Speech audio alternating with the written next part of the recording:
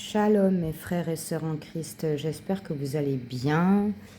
Je reviens vers vous aujourd'hui parce que je suis en retard, certes, mais parce que bon, tout le monde en a tellement parlé que c'est pas une news, hein.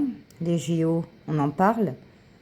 Non mais, non mais les amis, sérieux, mes bien-aimés dans le Seigneur, sérieux, hein? Non mais, vous savez, je vais vous dire un truc. Je vais vous dire un truc. Essayons de voir le côté positif de la chose. Vous savez, moi, je suis allée au Seigneur.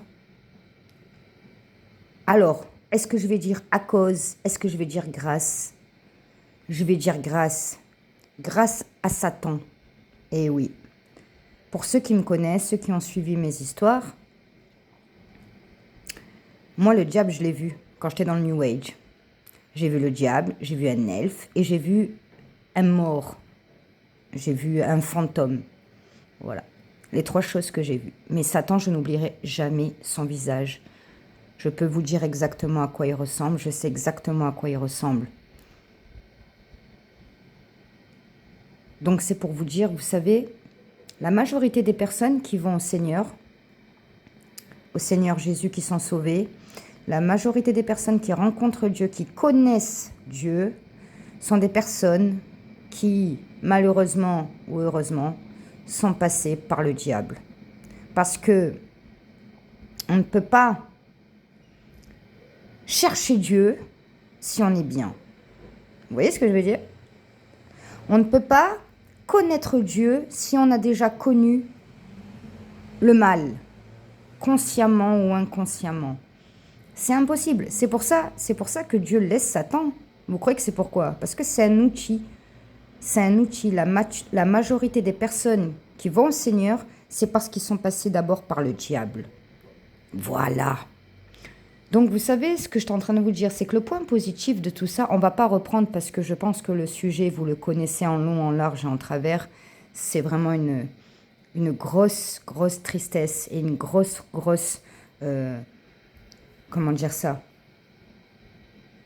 C'est révoltant, quoi. C'est choquant, c'est profondément choquant. C'est humiliant pour nous, enfants de Dieu. C'est un ensemble de choses, les plus pires des choses. Hein. Ils ont blasphémé le Seigneur. Voilà. Ils ont voulu nous montrer. Alors, attendez, je vais me calmer. Je vais me calmer parce que je ne vais pas me disperser. Il ne faut pas que je me disperse. Hein. Donc, ce que je vous disais, c'est que vous connaissez l'histoire en long, en large, en travers. On ne va pas reprendre les points. Vous les connaissez, vous les avez vus. Et vous savez. Donc ça, je fais abstraction parce que tout ça, vous le savez. Le point positif dans tout ça, c'est que, vous savez, même un athée, quelqu'un qui ne croit pas en Dieu, qui ne croit en rien, qui ne croit pas en Dieu. Parce que quelqu'un qui croit en rien, c'est un agnostique. Bref, quelqu'un qui est athée, qui ne croit pas en Dieu, si, et je dis bien si, il a une ombre d'intelligence, hein, s'il a une ombre d'intelligence, il va se dire, non mais attends. Ce qu'on est en train de me montrer là, quand même, on voit que c'est satanique. Donc on voit que c'est un rituel quand même satanique. On voit quelque chose qui ne va pas. Donc s'il y a le mal, il y a le bien aussi. Vous voyez ce que je veux dire? Parce que Dieu, il passe tantôt d'une manière, tantôt d'une autre pour sauver, comme pour parler. Il utilise plusieurs moyens, plusieurs outils. Donc, ça, c'est aussi une possibilité. C'est-à-dire quelqu'un qui est un peu intelligent, mais qui ne connaît pas Dieu, qui ne croit pas en Dieu, il peut se poser la question, mais attends, s'il y a le mal, il y a aussi le bien. Vous voyez ce que je veux dire? Donc, on va essayer de rester concentré sur le positif, même s'il n'y a vraiment pas beaucoup de choses positives, voilà, hormis celle-ci. C'est que le diable est un outil de Dieu. Mais quelle tristesse! Mais quelle tristesse, les amis. Mais quelle tristesse. Moi, je n'ai pas regardé. Déjà, d'une part, ça ne m'intéresse pas. Et d'autre part, j'ai juste... voilà, ça fait tellement... C'est mondialement public. Plus de 80 chaînes ont censuré le direct dans divers pays. C'est-à-dire que pendant que la transmission était, ils ont coupé, voilà le direct, ils ont coupé dans plus de 80 pays. Parce que tellement que c'est un niveau, c'est très grave. C'est très grave. La pédocriminalité, les sacrifices d'enfants, le blasphème, oh, c'est très grave, les amis. Alors, moi, je vais vous dire un truc. Les amis. C'est que quand on vous dit qu'on arrive à la fin des temps, est-ce que maintenant vous nous croyez? Parce que c'est ça le sujet, c'est de ça qu'il s'agit. Parce que, est-ce que vous savez ce que c'est que la définition de l'Apocalypse? Est-ce que vous savez ce que l'Apocalypse signifie? L'Apocalypse, dans le sens biblique, ça signifie la fin du monde. Bien sûr, et c'est réel, puisque c'est biblique. Ok. Maintenant, il y a aussi la signification Wikipédia, du dictionnaire, d'accord, de la langue française. Ça signifie la levée des voiles. Ça veut dire que ce qui était caché est au grand jour. Ce qui était caché est divulgué. Donc là, ce qu'ils ont fait, c'est l'Apocalypse. C'est-à-dire que ce qui était caché avant, ce qui faisait en cachette, ou ça aurait pu être des messages subliminaux parce que des rituels sataniques, alors pas Dieu merci au sens sacrificiel tel quel, mais au sens spirituel pour vénérer Satan, pour vénérer le monde du diable, là ça a toujours été, mais là ça n'a pas été démontré, ça n'a pas été dévoilé par des messages subliminaux comme ça l'a toujours été jusqu'à maintenant, mais là ça a été explicite, ça a été démontré, ça a été glorifié. Pourquoi? Parce que ça y est, il ne se cache plus, parce que ça y est, parce que comme Macron nous a dit, l'avènement de la bête arrive, c'est fini, c'est terminé, on arrive à la fin des fins. Pratiquement tous les signes de la Bible sont là. D'une part, et d'autre part, là, ce qu'ils ont fait, c'est apocalyptique. Ils ont montré au grand jour quelles étaient leurs intentions, quels étaient leurs vrais visages, à qui ils appartenaient, qu'est-ce qu'ils glorifiaient. C'est très grave, les amis. C'est très grave ce qui se passe en ce moment. Et la France aura des conséquences. La France aura des conséquences. Que Dieu nous protège, nous chrétiens, enfants de Dieu, par le sang précieux de l'agneau, qu'on soit préservés de tout mal, de ce gouvernement satanique et diabolique. À l'époque, nous, on était les premiers à dire que Macron, c'était un sataniste. D'accord? On nous traitait de complotistes, de fous. Ouais, on est des savants fous.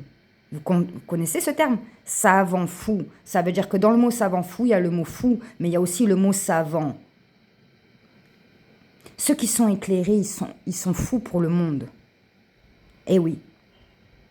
Et le discernement spirituel n'est pas donné à tout le monde. Seuls les enfants de Dieu l'ont.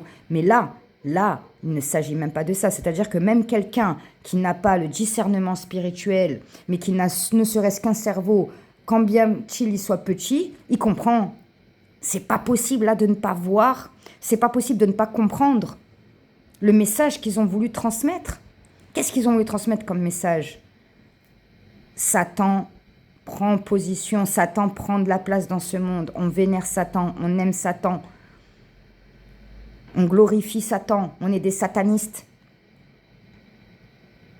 La fin du monde est proche, on vous montre l'Apocalypse, la levée des voiles. Tout ce qui était caché sera dévoilé, comme le Seigneur nous avait dit. Tout ce qui est caché sera dévoilé, ils ont dévoilé. Donc ça veut dire du moment où ils ont dévoilé, on est, ça y est, rentré en temps apocalyptique. Ce qui dit temps apocalyptique, dit la fin du monde, dit le jugement dernier. Parce que c'est ça. C'est ça le truc. C'est très grave, les amis. Vraiment, je n'ai pas les mots. Voilà, c'est-à-dire que là, ils en sont allés à un niveau où vraiment c'est... Même les gens qui ne sont pas croyants, même les gens qui ne sont pas chrétiens, même les gens qui sont rien au niveau spirituellement parlant, ils ont été outrés. Ils ont été outrés. Ils ont été choqués. Alors nous, enfants, en tant qu'enfants de Dieu, il n'y a pas de mots. C'est un mélange d'émotions négatives, toutes plus négatives les unes que les autres. La tristesse, la colère, le choc. Non, c'est pas possible. La France va avoir des graves conséquences pour cela. Et ceux qui ont participé aussi à tout ça là, ils vont subir la colère de Dieu aussi. Je vous le dis, ne vous étonnez pas qu'il y a des graves maladies, des morts subies, des accidents, Voilà. Moi, je ne vais pas leur souhaiter du mal parce que je laisse le jugement à Dieu, parce que le Seigneur nous a dit « bénissez vos ennemis ». Donc moi, je les bénis. Voilà. Malgré que dans mon cœur, je vous dis la vérité, je les maudis. Mais j'essaye de faire au mieux que je peux, comme le Seigneur nous a enseigné, aimez-vous les uns les autres. Le jugement appartient à Dieu. Mais je vous dis que la France aura des graves conséquences. C'est très grave ce qui se passe. Alors qu'est-ce qu'on doit retenir de ça, les amis? Bien-aimés dans le Seigneur, qu'est-ce qu'on doit retenir de ça? C'est que ça y est, ça fait un moment, ça fait longtemps que les gens ils disent oui, on arrive à la fin du monde, ça y est, c'est la fin du monde. Mais là, c'est la preuve. Jamais un tel blasphème, jamais une telle humiliation, parce qu'ils ont humilié toutes les religions, que ce soit du judaïsme, la religion les islamistes, hein, l'islam, ou que ce soit le christianisme. Ils ont humilié toutes les religions. D'accord ? Parce qu'ils veulent nous imposer leur religion qui consiste en quoi ? Au satanisme, sacrifice d'enfants, comment ça s'appelle ? Homosexualité, hein, criminalité, et j'en passe. Et j'en passe, parce qu'on peut... Vraiment, c'est très grave, les amis. Donc, ce qu'il faut retenir vraiment, c'est que quand on dit qu'on est arrivé à la fin des temps, là, on n'a jamais été autant proche de la réalité, de la vérité. C'est terminé, les amis.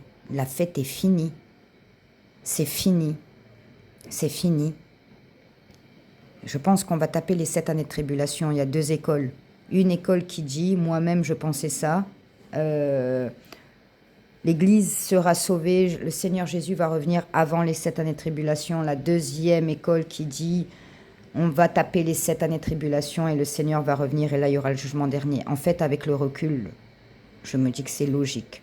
Le Seigneur Jésus ne va pas revenir 1 milliard de fois avant l'enlèvement, avant les 7 années de tribulation. Ensuite, il va revenir après les 7 années.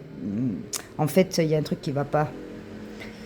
Et ça, et aussi de ce que je vois, c'est qu'on rentre vraiment dans le temps de l'Apocalypse. Donc voilà, par ces 2 choses-là, je pense que vraiment on va taper les 7 années de tribulation. Et qu'à la suite de ces 7 années de tribulation, si on sera resté ferme dans le Seigneur, si on n'aura pas appris la marque de la bête, parce que la marque de la bête, hein, il y a de fortes chances que ce soit la puce, hein, qui a commencé à s'installer en Chine et tout. Donc la puce, là, électronique, là, dans le corps, là. Donc si on, enfin en tout cas si c'est ça, en tout cas il y a de fortes chances, quoi qu'il en soit, si on reste attaché au Seigneur pendant les 7 années de tribulation, le Seigneur va revenir et là c'est fini, gloire à Dieu, on est sauvé et c'est terminé, on reste avec le Seigneur pour l'éternité. Donc, moi je vous dis une chose, vraiment les temps, quand Dieu nous a dit les temps sont mauvais, ça y est, c'est terminé les amis. Je pense vraiment qu'on rentre dans le temps apocalyptique. Donc je pense, et qui dit temps apocalyptique, dit la fin du monde très proche. Parce qu'il faut savoir que les années de tribulation sont de 7 ans. Elles ne sont pas de 60, 80 ans, 100 ans, 200 ans. Il y a 7 ans de tribulation. Et après, il y a l'avènement du Seigneur Jésus. Après, il y a le jugement dernier. Donc si là, par logique, hein, ce qu'on comprend, si on rentre, alors est-ce qu'on est vraiment dans le temps de l'Apocalypse? Ça, je ne sais pas. Mais en tout cas, on sait une chose, c'est sûr qu'on s'y approche. Ok? Donc admettons, s'y approche si vraiment... Je donne un exemple. On rentre dans le temps de l'Apocalypse dans 10 ans. Donc 10 plus 7, ça fait 17, plus les 7 années de tribulation. Donc 10 plus 7, ça fait 17 ans. Ça veut dire dans 17 ans, c'est terminé. Vous voyez ce que je veux dire? Donc ça veut dire que quoi qu'il arrive, dans tous les cas, on est proche de la fin. On est très, très très, très, très proche de la fin. Moi, je ne pense pas, après, je suis rien du tout, mais si on se rapproche du temps de l'Apocalypse, hein, pour pas dire qu'on est déjà rentré, moi, j'en sais rien. Ça veut dire que ça va pas être dans 100 ans, ça va pas être dans un siècle. Déjà, c'est 7 années de tribulation, c'est pas un siècle de tribulation, vous voyez ce que je veux dire? Bref, c'est très grave. C'est vraiment, moi je vous dis une chose, si votre cœur vous dit de prêcher l'évangile à quelqu'un, attention, ne vous retenez pas. Attention, ne vous retenez pas. Si votre cœur vous le dit, c'est Dieu qui vous dit de le faire. Donc faites-le, parce qu'une âme, elle peut être sauvée, parce que Dieu, il passe par vous pour, voilà, pour prêcher, pour que l'âme soit sauvée. Attention, attention, on arrive à la fin. Donc si vous, voilà, en tout cas, quoi qu'il en soit, là, c'est vraiment pas le moment de dormir. Il faut bien rester éveillé, il faut bien rester accroché au Seigneur, d'accord? Et ne pas avoir peur, hein, ne pas avoir peur, parce que nous, en tant qu'enfants de Dieu, on est protégés par le sang de l'agneau, d'accord? On est sous la protection de Dieu, donc il n'y a pas à s'inquiéter. Hein. Mais il faut rester bien éveillé, par contre. Hein. Il ne faut pas se relâcher, Dieu dit. Voilà, il ne faut pas se relâcher. C'est pas le moment. Au contraire. Le moment est venu vraiment de rester bien accroché au Seigneur, de prier, de voilà, respecter les commandements du mieux qu'on peut, de faire de notre mieux, voilà, d'aimer tous les commandements que Dieu nous a donnés, d'aimer notre prochain comme nous-mêmes, ne maudissez pas les gens, laissez Dieu, il va s'en charger, voilà. Parce que si on maudit les gens, en fait, on est comme Satan. Il n'y a pas de différence. Vous voyez ce que je veux dire? Qu'est-ce qui fait qu'on est enfant de Dieu? C'est parce que nous, on est amour, on n'est pas haine, on n'est pas colère. Vous voyez, on n'est pas vengeance, hein. Œil pour œil, dent pour dent, ça, c'est pas bon. C'est pas bon. C'est pas ce que le Seigneur nous a enseigné de faire. En tout cas, moi je vous dis une chose, la bonne nouvelle, c'est que moi je dis, il faut essayer toujours de voir le point positif de tout ça. C'est qu'on sera bientôt réunis avec Dieu, avec notre Seigneur Jésus-Christ de Nazareth. On sera bientôt réunis avec Dieu le Père et Dieu le Fils. Voilà. Alors ceux qui ne croient pas à la Sainte Trinité, c'est dommage pour vous. Parce que moi, à l'époque, je ne connaissais pas, je croyais pas. Enfin, je ne connaissais pas, je venais d'être sauvée, ça faisait pas longtemps, mais pendant 1 an, je ne comprenais pas. J'ai dit, mais je croyais qu'il n'y avait que le Seigneur Jésus, qui était tantôt en même temps dans le ciel et en même temps, à un moment, il était incarné sur terre. Jusqu'à ce que c'est Dieu lui-même qui me révèle qu'il y a Dieu le Père, Dieu le Fils et l'Esprit de Dieu, le Saint-Esprit, qui est l'Esprit de Jésus. Donc, gloire à Dieu, gloire à la Trinité. Maintenant, si vous ne reconnaissez pas la Trinité, ça va poser un problème aussi. Hein, parce que c'est bien écrit, c'est biblique, d'accord? Voilà. Le Seigneur Jésus nous a bien expliqué, je veux dire, c'est très clair, quoi. Il nous a dit, je fais la volonté de mon Père, je suis le Fils de Dieu, je suis aussi Dieu, il a dit aussi, parce que c'est normal, s'il est le Fils de Dieu, ça veut dire automatiquement que lui-même, il est Dieu. Voilà, c'est logique, les chiens ne font pas des chats, on est d'accord? Donc si Dieu engendre un Fils, il est aussi Dieu.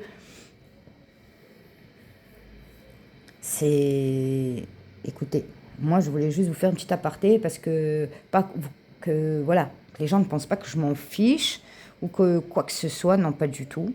Déjà, il m'a fallu un temps pour digérer cela.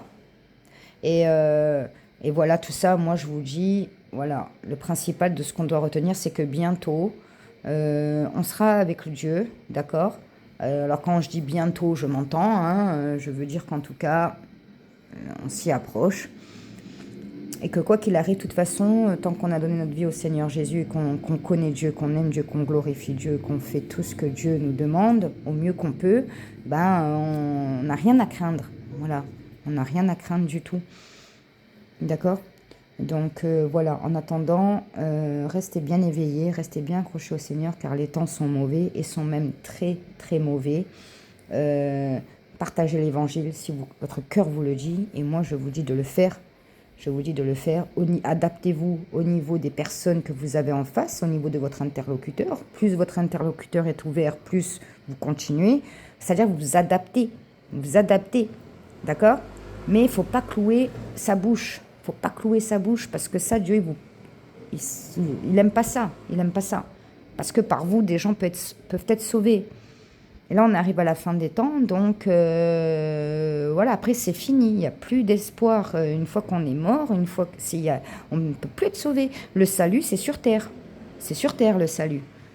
C'est pour ça que moi je ne suis pas catholique, parce que les catholiques, ils pensent qu'il y a, comment ça s'appelle, le purgatoire, et que si on prie pour des âmes, elles peuvent être sauvées. Mais non, le salut, c'est sur terre. Le purgatoire n'est pas biblique. Pardon, le purgatoire n'est pas biblique. Ce n'est pas écrit dans la Bible. La Bible stipule que le salut, c'est sur terre qu'on l'obtient. Les évangiles nous stipulent que c'est sur terre, c'est en donnant notre vie au Seigneur Jésus, en respectant les commandements de Dieu. Donc, il n'y a pas écrit de purgatoire, d'endroit où les gens ils attendent. Non, c'est pas comme ça que ça marche. Non. Donc, c'est maintenant. Le salut, c'est maintenant. Voilà. Le salut, c'est maintenant, les amis. Du coup, c'est maintenant que tout se joue. C'est maintenant que vous choisirez votre destination finale. Est-ce que vous voulez en enfer ou est-ce que vous voulez aller au paradis? Ce n'est pas des fables, c'est réel, puisque c'est la parole de Dieu qui nous le dit. Donc, c'est la vérité. Il y a bien un endroit de tourment et il y a bien un endroit de paix, Dieu dit. Voilà, ça, c'est pas mes mots, ça vient du Saint-Esprit. Et c'est à vous de le choisir. Dieu n'envoie personne en enfer. C'est vous qui choisissez votre destination. Si vous choisissez de détourner, de vous détourner de Dieu, de tourner le dos à Dieu, bah Dieu vous tournera le dos également quand vous vous présenterez devant lui. C'est logique. Il faut arrêter. Dieu, il est bon, il est patient, il est miséricordieux. Mais voilà, il reste Dieu et il est juste surtout. Donc, à vous de choisir votre destination. Voilà les amis, c'est vraiment une grande tristesse pour nous, enfants de Dieu, hein, et même pour toutes les religions, hein, même les musulmans ont été outrés. C'est très très grave ce qui se passe les amis, on arrive vraiment, je répète, on arrive vraiment à la fin de la fin de la fin. Il reste très peu de temps. Si vous n'avez pas donné votre vie à Jésus, je vous encourage de le faire maintenant. Il n'est pas trop tard tant que vous êtes en vie. Il y a de l'espoir. Et ça, c'est bien vrai. Tant que vous êtes en vie, il y a de l'espoir. Il n'est jamais trop tard. Ça sera trop tard le jour où vous mourrez. Votre cœur s'éteindra. Là, oui. Mais tant que vous êtes en vie, tant que Dieu vous prête vie, vous pouvez encore donner votre vie à Jésus. Et du moment où vous donnez votre vie à Jésus, même si vous mourrez la seconde qui suit, vous serez sauvé. Vous serez sauvé. Comme le bandit qui était au bois avec Jésus. C'était un bandit, c'était un voleur. Le Seigneur Jésus il venait de le clouer à côté de lui. Il a entendu l'évangile. Il a vu Dieu, il a vu Jésus. À ce moment-là, il a cru en Jésus. Il a reconnu que c'était le Seigneur et Sauveur. Et il est mort. Et voilà, il a été sauvé. C'est-à-dire que les dernières minutes, il a cru, il a été sauvé. Gloire à Dieu. Donc, tant qu'il y a de la vie, il y a de l'espoir. Donc, donnez votre vie au Seigneur si ce n'est pas encore fait. Le Seigneur a donné sa vie pour nous. Il a fait couler son sang. Personne d'autre ne l'a fait. Il a fait des miracles. Il a ressuscité des morts. Il a guéri des gens qui étaient malades. Il a tout fait. Il n'a jamais commis de péché. C'est surtout ça aussi qu'il faut aussi bien avoir en tête. C'est que tous ont péché. Tous les prophètes ont péché. Mais Jésus n'a pas péché. Jésus s'est donné lui-même sur la croix pour que nous parvenions à la vie éternelle et que nos péchés soient pardonnés. Il a fait un sacrifice une fois pour toutes. Lui seul a fait cela. Lui seul, personne d'autre ne l'a fait. Ni Mohamed, ni Bouddha, ni je sais pas qui. Personne. Tous ont péché. Tous, sauf Jésus. Et c'est seul Jésus qui a donné sa vie pour nous. Personne d'autre l'a fait non plus. D'accord? Donc voilà. Maintenant, si vous ne comprenez pas avec tout ce qui se passe avec ça, simplement, c'est que vraiment, là, on ne peut plus rien faire pour vous. Vous n'étiez pas destiné à être sauvé, vous étiez destiné à être au diable, et c'est la vérité. Et si ça choque, moi, je m'en fous. Je ne suis pas là pour vous plaire. Moi, je suis là pour plaire à Dieu, et je ne cherche pas l'amour des hommes. Je m'en fous totalement. Mais alors, vraiment, royalement, quoi. Voilà, c'est tout. C'est comme ça. Parce que Dieu nous a choisis avant. C'est-à-dire, c'est pas vous qui choisissez Dieu, c'est Dieu qui vous choisit. Donc si là, maintenant, avec tout ça, vous n'avez pas compris, vous voulez pas admettre, c'est que c'est terminé pour vous. C'est que votre père, c'est le diable. Et il n'y a plus rien à faire, malheureusement. Voilà, c'est comme ça. Qu'est-ce que vous voulez que je vous dise? C'est la vie. Il y a le bien, il y a le mal. Il y a les enfants de Dieu, les enfants du diable aussi. Donc voilà, les amis. En tout cas, vous qui m'écoutez, je sais que vous êtes des enfants de Dieu. Que Dieu vous bénisse, que Dieu vous fortifie chaque jour de votre vie, que Dieu renforce votre foi, que Dieu vous aide à persévérer, à rester accroché au Seigneur, que Dieu vous protège par le sang précieux de l'agneau, vous recouvre, vous, votre famille et vos chers, vos personnes qui sont chères pour vous, que Dieu vous garde. Amen, mes amis, amen.